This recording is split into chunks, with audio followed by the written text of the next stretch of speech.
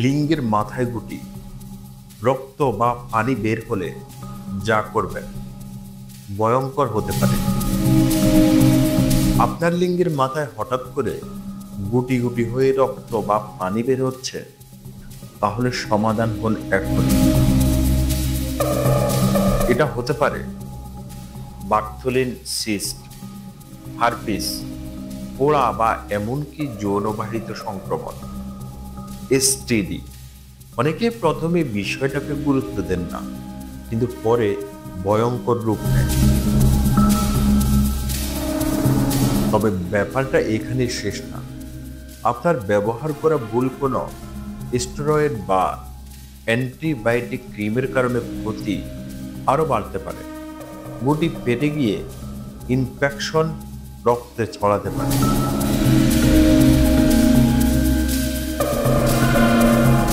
অবশ্যই নিচে আমার লিঙ্গের মাথায় গুটি গুটি হয়েছে, রক্ত বা পানি বের হয়, কি ক্রিম ব্যবহার করলে ভালো হবে, এই কমেন্ট ভিত্তিক বিষয়ে কিছু কথা। আপনার লিঙ্গের মাথায় হঠাৎ করে ছোট ছোট গুটি হয়েছে, তার থেকে আবার রক্ত বা পানি বের হচ্ছে। আপনি যদি এটাকে সামান্য ঘা ভেবে অবহেলা করেন, তাহলে বিপদ নিজেই ডাকছে। কারণ এটা হতে পারে এমন এক বিপজ্জনক রোগ যা শরীরের গভীরে ছড়িয়ে পড়তে পারে মাত্র কয়েকদিনের মধ্যে।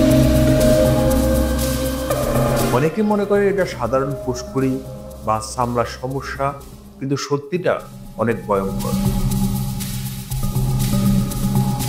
এটি হতে পারে জেনিটাল হারপিস, এক ধরনের ভাইরাস বা যৌন সম্পর্কের মাধ্যমে ছড়ায়।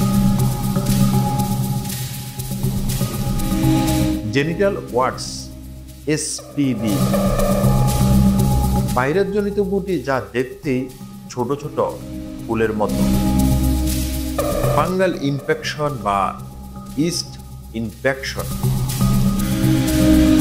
বা ওয়েস্ট ইনফেকশন ঘাম বা আর্দ্রতা ও অপরিচ্ছন্নতার কারণে হয়।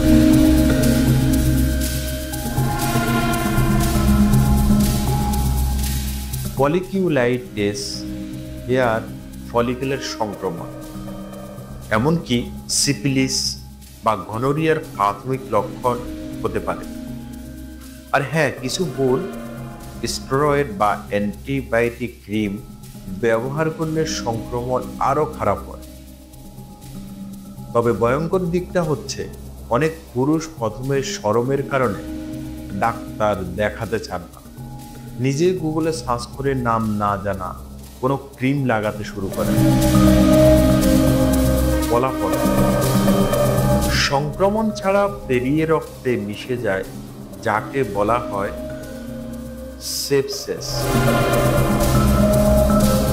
ভবিষ্যতে হতে পারে পুরুষত্বহীনতা, এবং সবচেয়ে ভয়ঙ্কর যদি এটা হয় হারপিস বা এসবি ভাইরাস, এসপিভিএস ভাইরাস, তাহলে সারা জীবনের জন্য আপনাকে বয়ে বেড়াতে হবে এই রোগ। প্রথম কাজ, কোনো রকম ক্রিম না লাগিয়ে একজন স্কিন ও যৌন রোগ বিশেষজ্ঞের পরামর্শ নিন। দ্বিতীয় কাজ হলো এলাকা পরিষ্কার ও শুকনো রাখুন। তৃতীয় কাজ হলো আপনার পার্টনারকে জানান এবং সমাধান হন, এটা ছোঁয়াচে হতে পারে।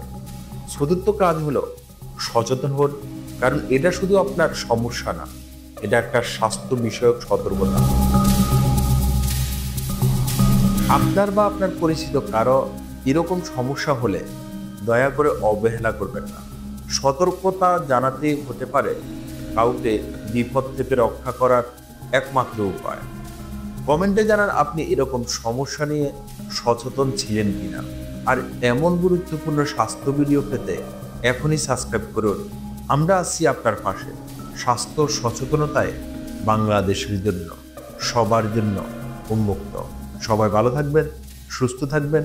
আল্লাহ হাফেজ।